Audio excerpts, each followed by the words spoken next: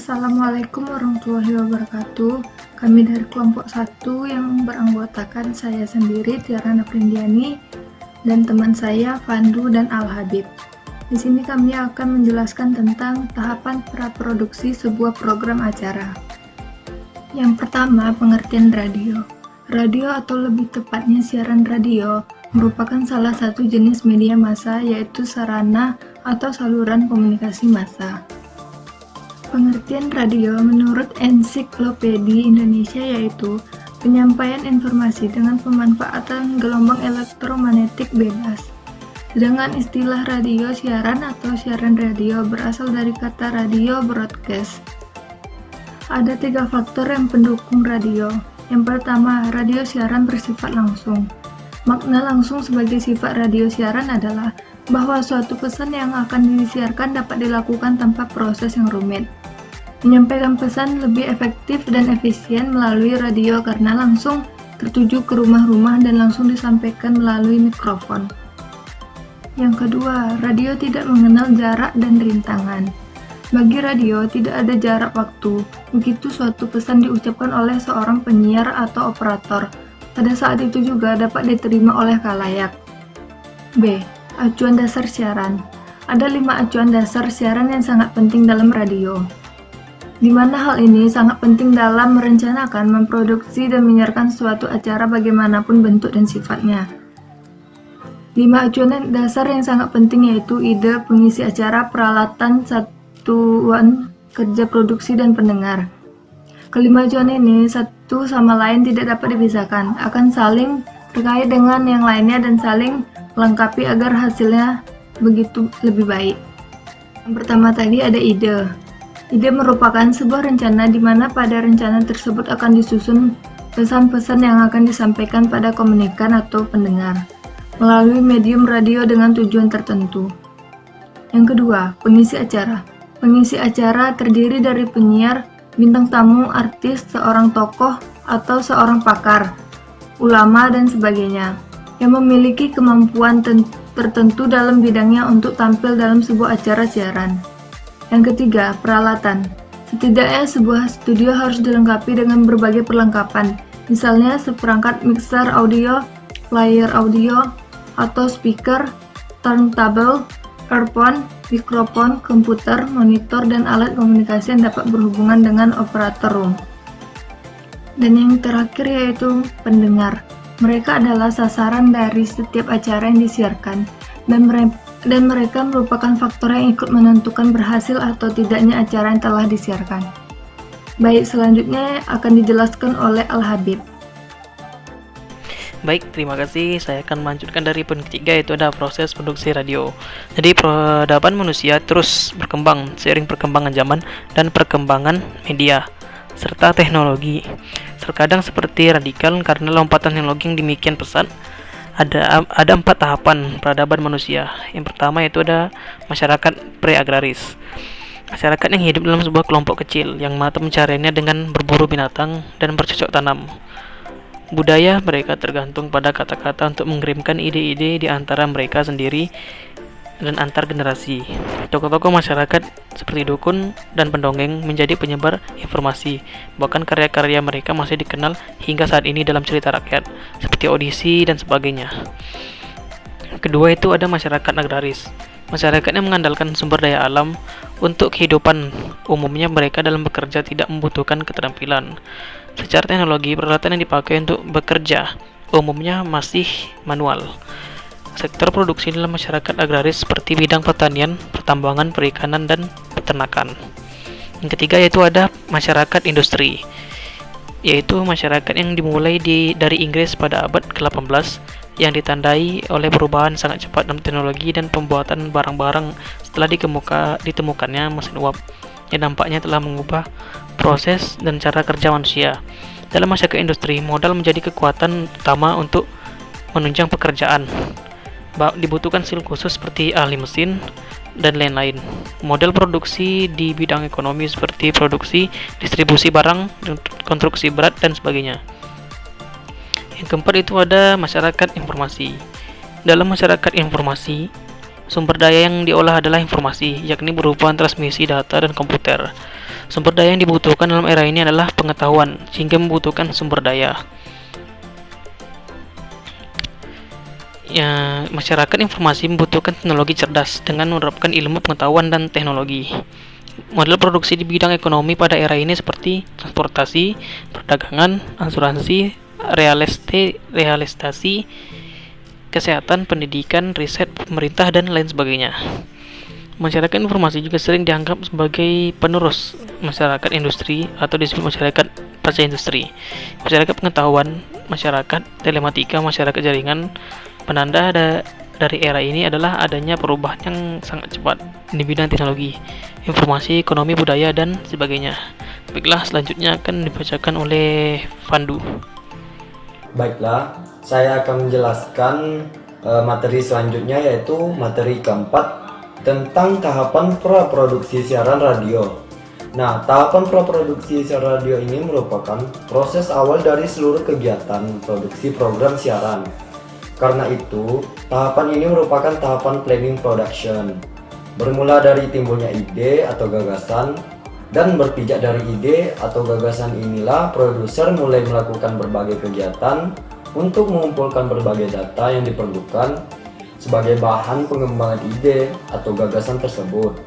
Nah, tahapan praproduksi itu sangatlah penting, sebab jika tahap ini dilaksanakan dengan rinci dan baik, sebagai pekerjaan dari produksi yang direncanakan sudah beres. Nah, tahap-tahap dalam produksi ini terbagi menjadi 3. Nah, yang pertama itu adalah penemuan ide. Tahap ini dimulai ketika seorang produser menemukan ide atau gagasan dalam membuat riset dan menuliskan naskah, atau meminta penulis naskah mengembangkan gagasan menjadi naskah sesudah riset. Yang kedua ada tahapan perencanaan. Dalam tahapan perencanaan ini sudah terjadi proses interaksi antara kreativitas manusia dan peralatan pendukung yang dimilikinya. Nah, proses interaksi ini akan lebih nyata lagi pada waktu produksi di lapangan dan pasca produksi. Nah, yang ketiga yaitu ada tahap persiapan. Tahap persiapan ini meliputi pemberesan semua hal dalam perencanaan. Nah, latihan seperti latihan penyiar dan pembuatan setting suara, meneliti dan melengkapi semua peralatan yang diperlukan. Nah, semua persiapan ini paling baik diselesaikan menurut jangka waktu kerja atau time schedule. Baiklah, di sini saya telah menyediakan PowerPoint untuk lebih menjelaskan secara rinci tentang proses praproduksi penyiaran radio. Nah, yang harus diperhatikan dalam proses praproduksi radio itu yang pertama mempertimbangkan berbagai aspek pendukung. Yang kedua, menyusun tim kerja redaksi. Yang ketiga, membuat rapat redaksi. Yang keempat, menyiapkan produk pendukung. Dan yang kelima, menyiapkan materi program. Nah, dalam aspek pendukung ini terbagi menjadi 2, yaitu ada perangkat dan materi siaran. Pada aspek pendukung dari segi perangkat, itu ada beberapa alat yang harus tersedia. Yang pertama ada audio mixer, yang kedua mikrofon, yang ketiga komputer, yang keempat software, yang kelima headphone, yang keenam hybrid telepon, yang ketujuh compact disc, yang kedelapan kaset, yang kesembilan flash drive, yang ke-10 studio transmitter link. Nah, dalam aspek pendukung dari segi materi ada beberapa poin penting. Di antaranya yang pertama yaitu berita radio. Nah, format penyajian dalam berita radio ini terbagi menjadi 2, yaitu siaran langsung dan siaran tunda. Tujuan menyajikan acara informasi antara lain menginformasikan materi berita atau tips yang belum diketahui pendengar, atau memberikan atensi ulang atau penekanan atas topik tertentu bagi pendengar yang sudah membaca materi itu di koran ataupun media massa lainnya. Yang poin kedua, perbincangan radio. Nah, perbincangan radio ini mempunyai 3 bentuk yang biasa digunakan dalam stasiun radio. Yang pertama itu one on one show. yaitu bentuk perbincangan penyiar dan narasumber dengan dua posisi mikrofon terpisah di ruang studio yang sama. Yang kedua yaitu adalah panel discussion, yaitu pewawancara sebagai moderator hadir bersama sejumlah narasumber. Yang ketiga, call-in show, yaitu program perbincangan yang hanya melibatkan telepon dari pendengar. Nah, yang selanjutnya poin ketiga yaitu infotainment radio. Infotainment radio ini terbagi menjadi 3 bentuk yang sering digunakan di stasiun radio. Yang pertama itu ada entertainment, yaitu penyampaian informasi dari dunia hiburan dengan diselingi pemutaran lagu. Yang kedua yaitu ada infotainment, yaitu penyampaian informasi, promosi, dan sejenisnya dari dunia hiburan yang topiknya menyatu atau senada dengan lagu-lagu atau musik yang diputar. Yang ketiga yaitu information dan entertainment, yaitu sajian informasi khususnya berita-berita aktual dilengkapi perbincangan yang tidak selalu dari khazanah dunia hiburan diselingi pemutaran lagu, iklan, dan sebagainya. Nah, masuk poin selanjutnya itu adalah jingle radio. Nah, jingle radio ini yang sering digunakan itu juga ada 3 bentuk. Yang pertama itu jingle untuk stasiun radio atau radio expose. Yang kedua, jingle untuk acara radio atau program expose. Yang ketiga, yaitu jingle untuk penyiaran radio atau announcer expose. Nah, selanjutnya itu ada karakteristik 3 format siaran utama. Yang pertama itu adult contemporary, yaitu untuk kaum muda dewasa, umur antara 25 sampai 50 tahun. Nah, jenis musiknya itu pop, soft rock, dan balada. Nah, yang kedua yaitu ada contemporary hit radio atau CHR atau top 14 radio, yaitu untuk remaja belia sekitaran umur 12 sampai 20 tahun. Nah, CHR ini merupakan radio yang memutarkan lagu-lagu terkini, album lama tidak diputar dalam format ini. Yang selanjutnya yaitu ada all news atau all talk, yaitu untuk kaum muda dan dewasa, umur di antara 25 sampai 50 tahun. Nah, konsep siaran talk show ini seperti berita dan seperti talk show gitu. Nah, dalam tim kerja redaksi ada beberapa pembagiannya. Yang pertama itu station manager. Nah, yang ini bertugas untuk memimpin perusahaan sesuai dengan misi visi perusahaan serta mengkoordinir karyawan menjalankan tugasnya masing-masing. Nah, yang kedua program direktur. Nah, program direktur ini merumuskan dan menetapkan strategi programming siaran yang memenuhi bentuk format radio yang telah ditetapkan. Yang ketiga yaitu ada produser. Nah, produser inilah yang menjamin kelancaran penyelenggaraan siaran sehingga mendukung pencapaian mutu, kualitas acara, jumlah pendengar, dan usaha peningkatan pendapatan. Nah, yang selanjutnya ada dari pihak administrasi siaran. Nah, dia bertugas untuk melakukan pekerjaan kesekretarian dan pengadministrasian. Dan selanjutnya ada musik direktur. Nah, musik direktur ini seperti contoh yaitu dia mencari, memilih, menentukan, menyediakan, mengarahkan, dan mengawasi lagu-lagu atau musik yang sesuai dengan format radio. Nah, yang selanjutnya ada script writer, yaitu mencari dan menulis materi siaran yang siap diudarakan, serta mengarahkan penyampaian sesuai dengan rencana siaran yang ditetapkan program direktur. Nah, yang selanjutnya ada announcer, yaitu mempersiapkan dan menyiarkan program acara atau program siaran sesuai dengan format radio yang telah ditetapkan. Selanjutnya ada musik direktur. Musik direktur ini bertugas yaitu mencari, memilih, menentukan, menyediakan, mengarahkan, dan mengawasi lagu-lagu atau musik yang sesuai dengan format radio. Nah, yang selanjutnya itu ada operator.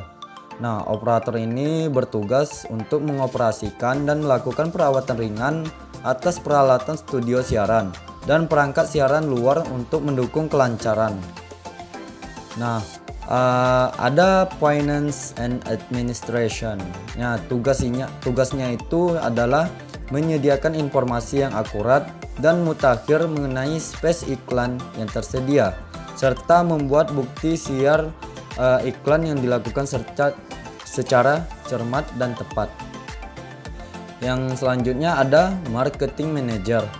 Nah, marketing manager ini bertugas untuk merumuskan dan menetapkan strategi periklanan dan promosi, untuk menentukan kebijakan harga, menentukan kebijakan sales, berusaha memenuhi keinginan pemasangan iklan tanpa mengorbankan pendengar yang baik. Nah, pada umumnya stasiun penyiaran radio ini terbagi dalam 4 departemen. Nah, yang pertama itu ada sales department, yang staffnya itu sales manager dan sales staff. Tugasnya itu bertanggung jawab akan penjualan airtime. Yang kedua yaitu ada program department. Nah, staffnya itu adalah program director, announcer, copywriter, scriptwriter, production, music library. Nah, tugasnya itu bertanggung jawab untuk output siaran dan supervisi musik atau materi acara lain untuk kelangsungan penyiaran, dan juga bertanggung jawab performa penyiaran atau DJ. Nah, pada umumnya stasiun penyiaran radio itu terbagi dalam beberapa 4 departemen. Nah, departemen selanjutnya itu adalah news department. Nah, stafnya itu adalah news director, newscaster, reporters, writers. Nah, tugasnya itu bertanggung jawab untuk mengumpulkan, menulis, dan menyiarkan berita-berita atau informasi baik lokal, nasional, maupun internasional. Yang keempat yaitu adalah engineering department. Stafnya itu seperti chief engineer, staff engineer, dan maintenance.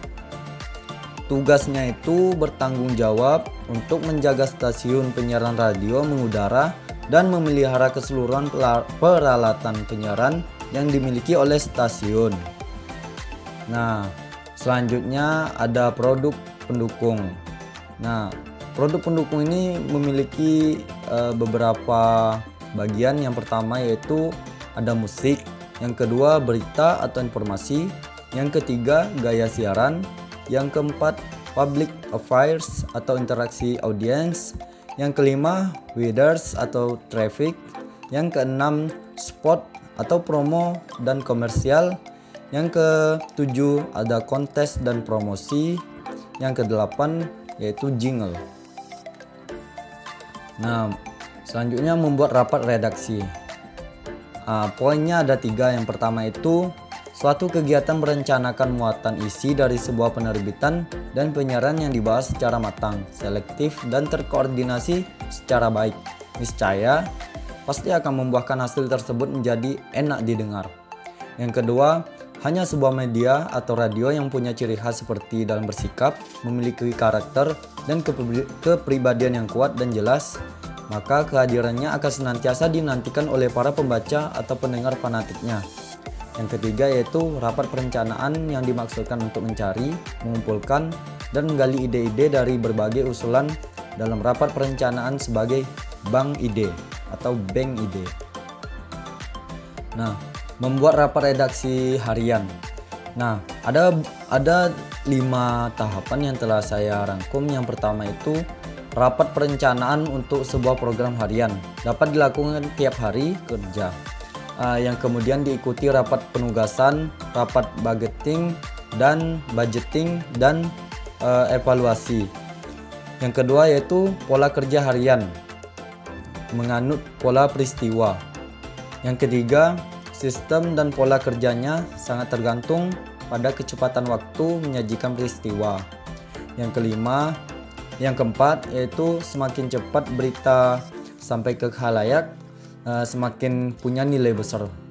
Yang kelima yaitu sebaliknya, semakin terlambat berita itu maka akan menjadi basi atau tidak ada nilainya. Membuat rapat mingguan atau bulanan. Nah, perencanaan untuk siaran mingguan atau bulanan itu maka dalam suatu rapat redaksi dapat menyusun perencanaan isi untuk 2 atau 3 kali siaran ke depan. Nah, untuk membuat rapat redaksi mingguan dan bulanan itu bagi penyiar yang mingguan perlu juga diperhatikan 3 faktor. Yang pertama itu mereka harus memperhatikan kepentingan pendengar yang beragam. Pendengar radio mencakup lapisan yang lebih luas dan beragam. Yang kedua, penyiar radio harus selalu siap untuk mengatakan sesuatu. Mereka harus mempunyai bahan-bahan yang menarik perhatian sebanyak mungkin lapisan pendengar dengan kepentingan yang beragam. Yang ketiga, yaitu penyiar radio harus dapat menyiarkan secara sederhana. Siaran yang baik adalah yang mampu menjelaskan apa yang dikemukakan, fakta, pemikiran, gagasan, dalam gaya sederhana dan langsung. Selanjutnya itu merancang program siaran radio. Yang pertama itu ada visi dan misi radio. Yang kedua yaitu keinginan dan kebutuhan audiens. Nah, keinginan dan kebutuhan audiens ini terbagi menjadi 4, yaitu ada pengamatan atau bisa disebut observasi. Yang kedua wawancara. Yang ketiga diskusi. Yang keempat survei. Nah, poin ketiga yang dari merancang program siaran radio itu ialah membuat mata acara. Nah, kita harus tahu apa saja mata acaranya, siapa sasaran pendengarnya, apa tujuan mata acara tersebut. Nah, kita harus tahu itu. Nah, yang selanjutnya keempat yaitu menentukan nama acara. Nah, kita dalam pembuatan nama acara itu harus singkat dan mudah diingat, dan juga harus menarik dan menimbulkan gairah sesuai dengan jenis programnya masing-masing dan sesuai kondisi sosial dan budaya. Nah, yang kelima itu kelengkapan rancangan program. Nah, kelengkapan rancangan program ini meliputi nama acara, kategori program, lingkup materi, tujuan program, target khalayak atau sasaran khalayak, frekuensi penyiaran, durasi, jam penayangan, format penyajian, dan sifat produksi. Nah, yang selanjutnya poin ke-6 yaitu format siaran.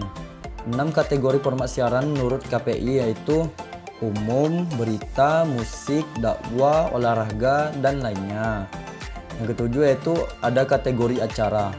Dalam PP nomor 51 tahun 2005 yaitu golongan acara radio, ada pembagian. Yang pertama yaitu ada pendidikan dan kebudayaan, yang kedua informasi, yang ketiga hiburan dan kesenian.